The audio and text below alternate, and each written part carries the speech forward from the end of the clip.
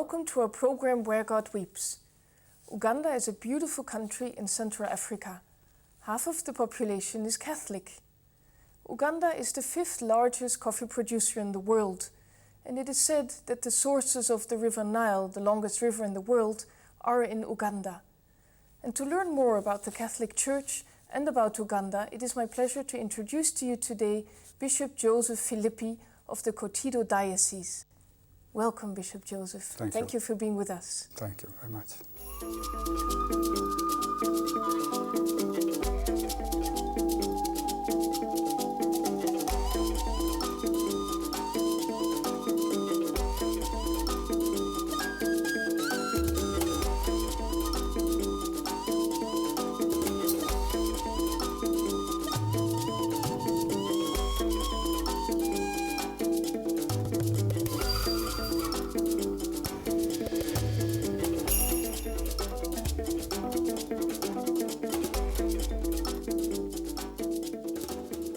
Uganda is a beautiful country. How beautiful is it? It is really beautiful because of the environment, which is changing from this island with Lake Victoria at the center, Lake Albert, and many other lakes. And there are beautiful mountains like Mount Ruwenzori with the snow on top of it, and Mount Egon with beautiful falls that make it really attractive to tourists. And also area like my diocese, Kotido Diocese, the area of Karamoja, where there are plenty of traditional African animals, though it is very hard because dry and with very little rainfall. The sources of the River Nile are really in Uganda? They are really in Uganda, though someone claims that the Nile begins outside Uganda. There is a great river coming down from Rwanda, entering into the Lake Victoria. But traditionally and always been kept that the source of the Nile are in Uganda, exactly in Jinja, where the Nile comes out from Lake Victoria and begins his long journey towards Egypt. Now we go to your diocese, Kotido Diocese. You say it's a very dry place of Uganda. Can you tell us something about the way of life of the people? Because it is a very dry land, people are living mainly with the resources coming from animal raising, cattle in particular, and goats and sheep. They have to move around looking for sources of water and grass. The rainfall season is very short, from May to August, therefore not enough to produce enough crop for the survival of the people. That means they're very poor. Yes, they're very, very poor. Their only concern is survival, to get enough food to continue living day after day. And most of the time they are starving, and they are supported by the World Food Program. This year, fortunately, has been a very good year. We have plenty of rain, and so the crop is very promising, and people look forward with a year of plenty, which means simply sorghum is the only crop they are able to raise and nothing else, but that is enough for them. Their diet is also made up with milk from cows and goats, and also meat and blood. They drink also blood because the milk of the cows is not enough to support them. But that means you have many tribals in your diocese. In the diocese there are 2 tribes mainly, besides other 2 very, very small. One big tribe is the Labuor, occupying the southern part of the diocese. They are Luo-speaking people, and generally they are living in a better area where there are some mountains and the rain season is a bit longer, so they can cultivate different crops and they survive. The major tribe is the Karimajon, divided in 2 groups, the G and the Dodos. They are pastoralists, but they're very strong, very powerful. Unfortunately, they are armed with guns, and they use them to steal, or better, to raid the cattle of the neighboring tribes. This creates tension and a bit of difficulties among themselves. But that is their pattern of life, and unless the government or the institution are able to provide an alternative way of life, that will go on for ages. Now you're the Catholic bishop. Are these tribes Catholic tribes? What are their beliefs? Well, most of these people are believing in the traditional religion, so there are some elements in common with all the religions, in the sense that they have only one God, they believe that God is the creator and the giver of everything which is good, but also they believe in many spirits who have the power to intervene into the life of the people. Therefore, the river has got the spirit of the river, the spirit of the dry season, the spirit of the rain season, and so on. So they have to deal with these spirits to avoid all the troubles that may come from them. There are also the spirits of the ancestors that are to be obeyed, and all this creates a bit of fear. Generally speaking, these tribes are more materialistic than other Ugandan tribes, because of their physical strength, their power, their capacity to cope with hard life. So they don't practice much their traditional religion, except in the moments of great need, great sufferings, or big events they are not able to cope with. So how does your work then look like if there are so many tribes who are not really Catholic? My work is evangelization, and generally people welcome the teaching of the Church, though they are resistant to conversion, because they perceive that what we teach, that the presence of Christ as the Savior of the world, the giver of life, the one who brings about peace and justice, is very attractive and very appealing to their need, and responding also to some of their basic needs. They also feel that if they want to become Christian, they have to change life, which means they have to stop raiding the cattle of the neighbors, they must stop killing, and they feel that this is a contradiction. They are not able to surrender their pattern or life in order to take up a new pattern of life, which is less productive, because if they live in peace, the question comes, how do we survive? So for this reason, also the Catholic Church and the other churches try to provide the Karimajong people with other different way of living, developing the agricultures, exploiting other resources like the Arabica gum and so on. But it's not easy. For this reason, particularly men are very resistant to conversion.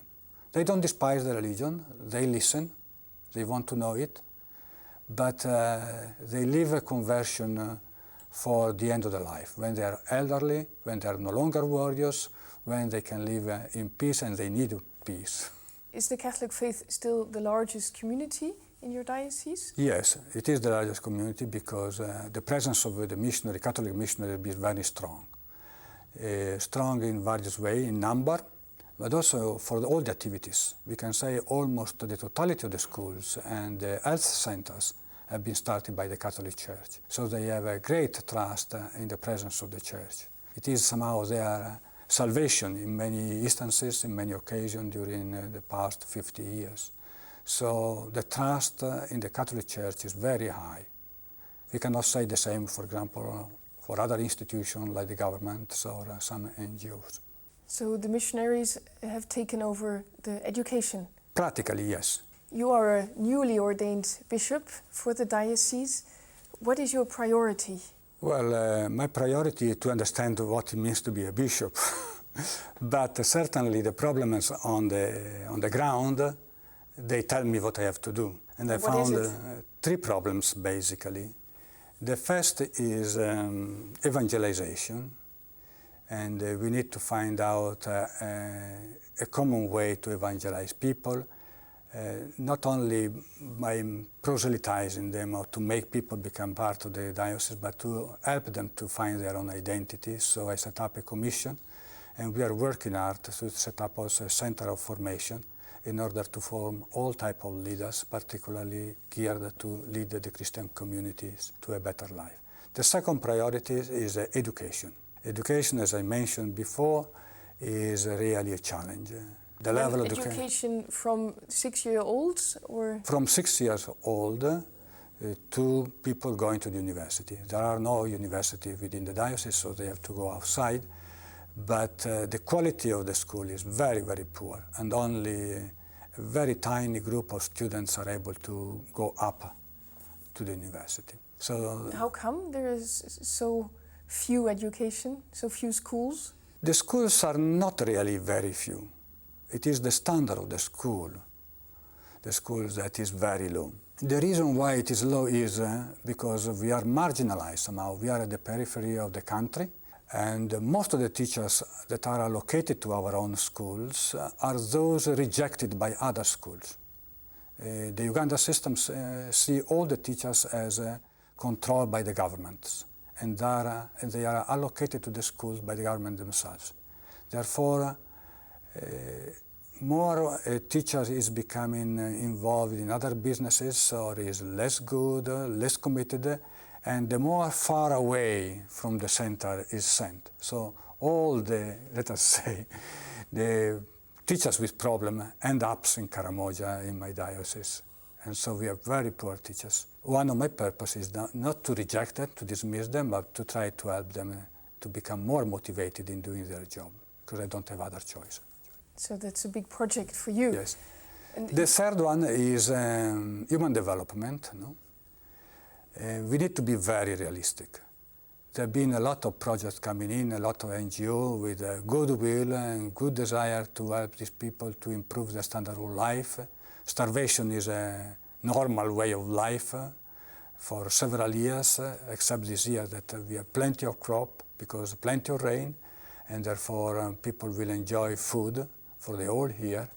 But starvation is an issue which is coming again and again and again. The various NGOs come in, they think they can solve the problem with a project of 2-3 years. But in Karamoja, problems can be solved in 20 years. So I would like to review the whole system of assisting our people to find ways that are more adapted to the place and take into consideration the nature of the people, their own resources, their own capability, even if it means that we have to work for 20 years before achieving something.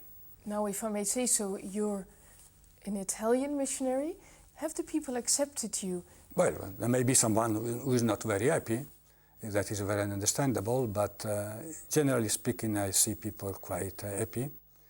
And of course, I've been there since long ago. I went to Karamoja to the Diocese of Kotido in '78. I learned the language of the Labor. I manage a bit the language of the Karimajon, and I think I understand the culture quite well, so I feel at home, I understand them. And this understanding of the culture helps me to have a great trust in them.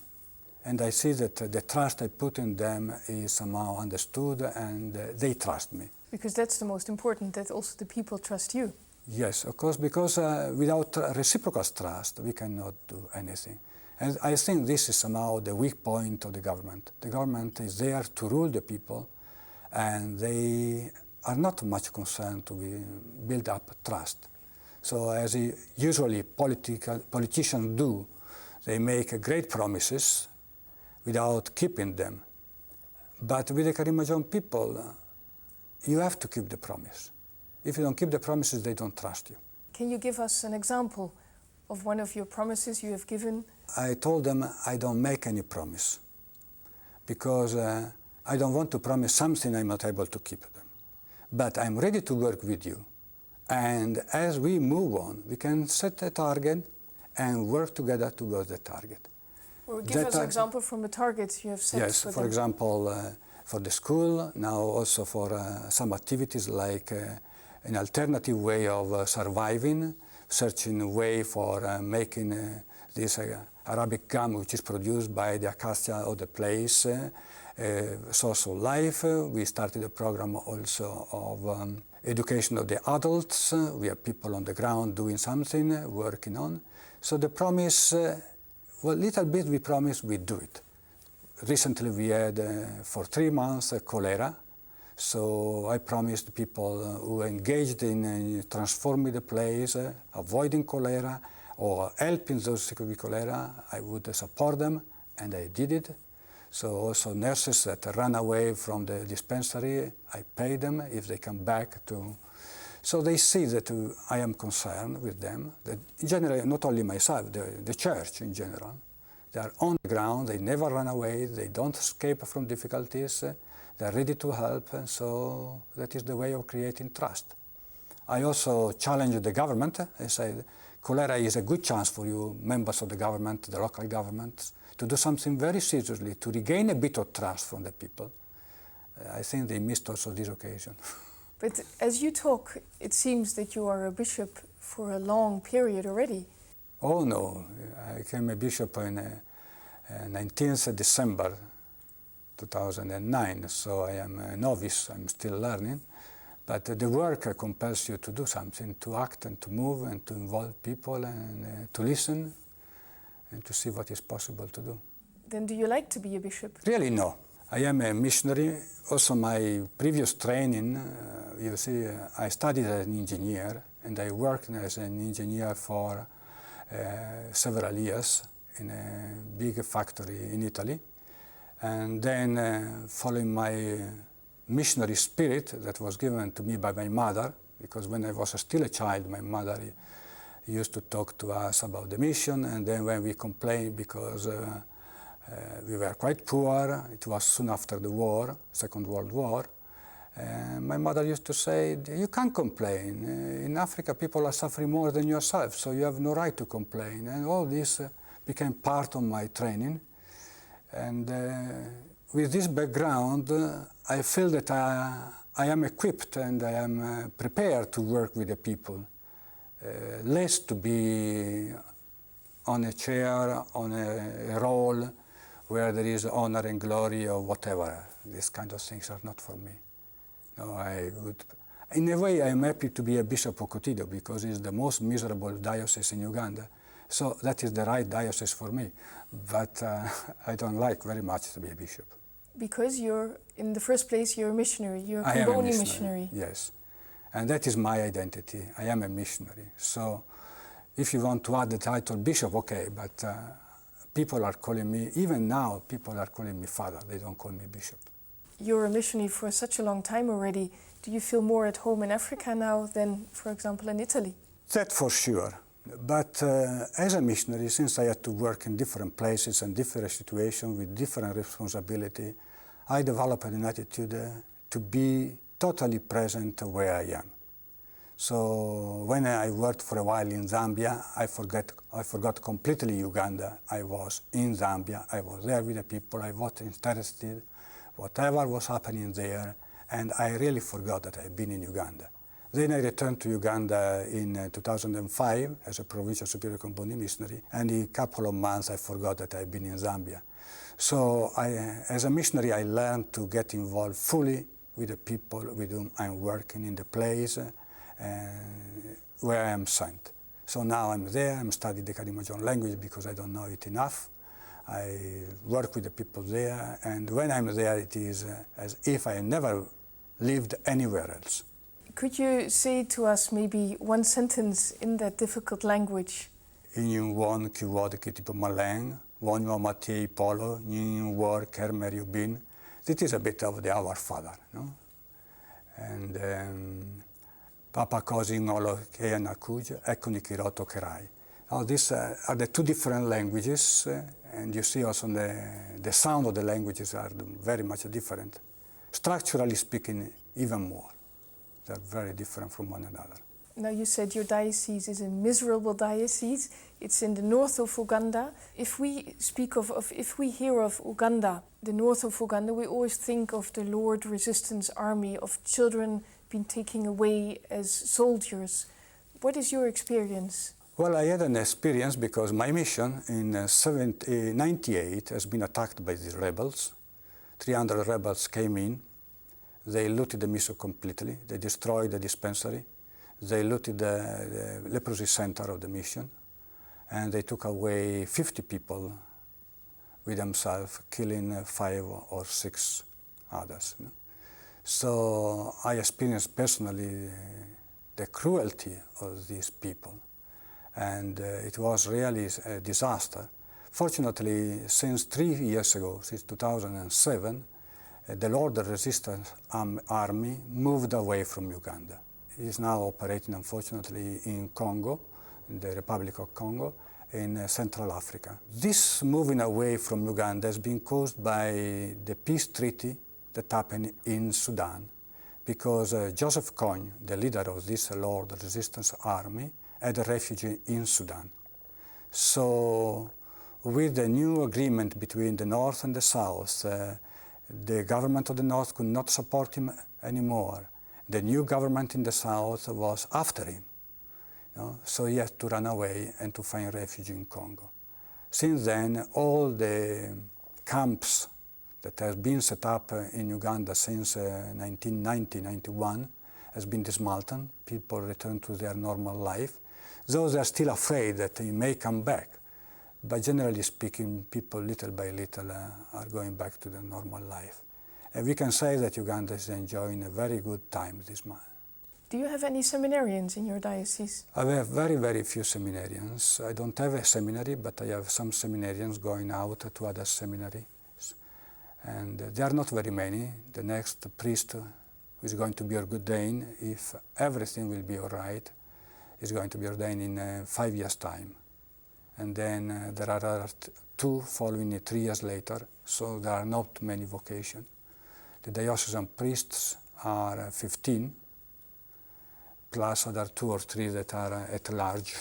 Is the Catholic Church then still a missionary church, the more priests from outside than local priests? No, from outside we have 8 priests, so the majority are diocesan priests present, but certainly the environment is rather missionary. Also, I push the diocesan priests to be concerned with those not yet evangelized. Also because it's not question only of baptizing them, it's question also of making them active part of a society. Because in the areas where there is a bit of evangelization, there is also greater community. People come, cooperate among themselves. Instead of where the evangelization has not reached yet, people are at large, they are dispersed, they collaborate less, there is greater selfishness. So there is this human dimension which is also to be developed.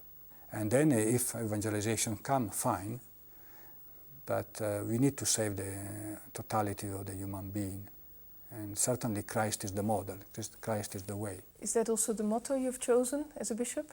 My motto is, your word is peace. Because there is no peace there between the various groups. There is a lot of fighting among the various groups. It's not a permanent fight, but there are these occasional raids. And also, after many, many, many years of peace meeting, there is no peace meeting which lasts more than 3-4 months. So the real peace will not come out from peace meeting of reconciliation meetings or whatever we want to call them. No. The real peace will come only when the heart of the people is changed, is becoming similar to the heart of Christ. For this reason also I put in my motto, in my coat of arms, the Bible with 2 drops of blood and water, remembering Christ on the cross, pierced by the lance, and out of it came blood and water. That is the life in the spirit and the human life coming together.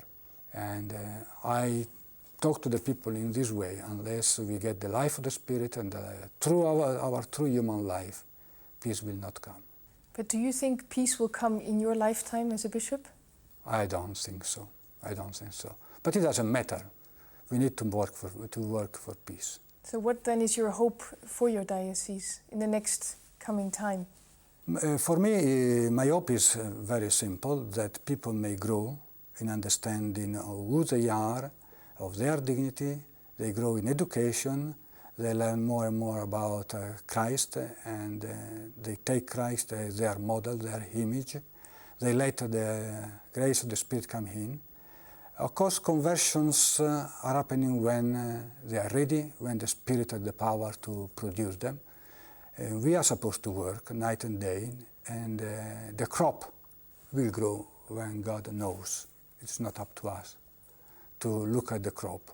It is up to us to sow, to plant, to water, to make things grow. but when the result will come, we leave it to the Spirit. And is there then anything the Universal Church can do for your church? Well, I will say, since my diocese is very poor, I think something has been done by other people. The congregation, religious congregation, female religious congregation are there. They all come from outside. So the Universal Church is sending this personnel. I have two missionary society working with me, the Comboni Missionaries, to which I belong, and the Mill Missionaries. So this is all gift from the Universal Church coming in. I get also some little support from various communities around the world for the little projects I have. Also the Italian church, the diocese where I come from, Trento, they are helping me to foster a program for education of the people, to development the schools. So I feel supported. You know. I move along with the little resources I have, also because the real main resources are people. If you don't have people, it's useless to have money. And people available there are not so many.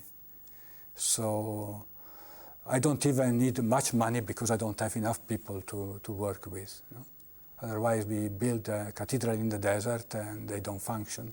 And we need really people committed to serve these people, to lead these people, to work with them, to be engaged with them with great confidence and trust in God and His people. Thank you very much, Your Excellency, for the love you have for these people in your diocese. Thank you very much. And thank you for watching our program Where God Weeps. And if you want to know more on how you can help the Diocese of Kotido, then please log on to our website, which is posted at the end of our program.